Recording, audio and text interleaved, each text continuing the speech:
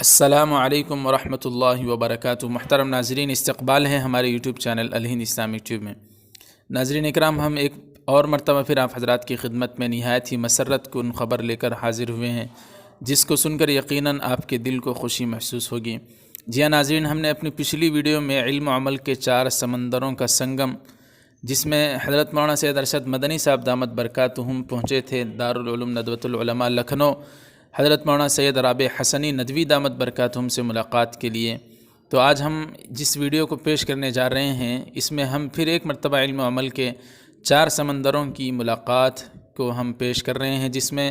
حضرت مولانا سید ارشد مدنی صاحب دامت برکاتہم کے مکان میں جو واقع ہے دارالعلوم دیوبند میں مسجد رشید کے سامنے، حضرت کے مکان پر ملاقات کے لیے پہنچے ہیں، جس میں حضرت مولانا سفیان صاحب قاسمی دامت برکاتہم ہیں، جو حضرت مولانا قاری طیب صاحب رحمۃ اللہ علیہ کے پوتے ہیں، اور اسی طریقے سے حضرت مولانا حجت الاسلام قاسم نانوتوی رحمۃ اللہ علیہ کے پڑ پوتے ہیں، اور اس وقت محتمم ہیں دارالعلوم وقف دیوبند کے۔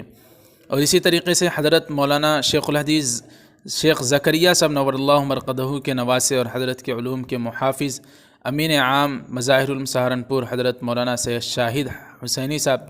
دامت برکاتہم بھی پہنچے ہیں، اور اسی طریقے سے فقیہ العصر جید عالم دین اور ہندوستان کے مشہور و معروف فقیہ حضرت مولانا خالد سیف اللہ صاحب رحمانی دامت برکاتہم، ان 3 اکابرین پر مشتمل ایک وفد حضرت مولانا سید ارشد مدنی صاحب دامت برکاتہم کے مکان پر حضرت سے ملاقات کے لیے پہنچا۔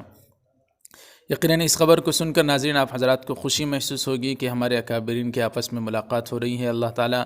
ان بزرگوں کی عمروں میں برکت عطا فرمائے۔ آپ حضرات بھی لائک کریں، اس ویڈیو کو زیادہ سے زیادہ شیئر کریں، اور کمنٹ کر کے بتائیں کہ آپ حضرات کو ان بزرگوں کی ملاقات کیسی لگی، اور ان بزرگوں کے لیے کوئی ایک دعائیہ جملہ ضرور کمنٹ میں لکھیں کہ ان کی عمر کی درازی کے لیے کوئی دعا فرمائیں کمنٹ میں، یا آپ کو جو پسند آیا ہو اس کو لکھیں۔ اور ناظرین اکرام، اس ویڈیو کو زیادہ سے زیادہ شیئر کریں، اور ہمارے چینل الہند اسلامک ٹیوب کو سبسکرائب فرما لیں۔ اور آخر میں ایک دعا ہے کہ اللہ تعالیٰ جیسے ان اکابرین میں محبت ہے، اصاغرین میں بھی، چھوٹوں میں بھی اسی طرح کی محبت قائم و دائم فرمائے، اور اللہ تعالیٰ ہم سب کو صراط مستقیم پر گامزن فرمائے، عصبیت سے، فرقہ واریت سے اللہ تعالیٰ ہم سب کی حفاظت فرمائے۔ السلام علیکم ورحمۃ اللہ وبرکاتہ۔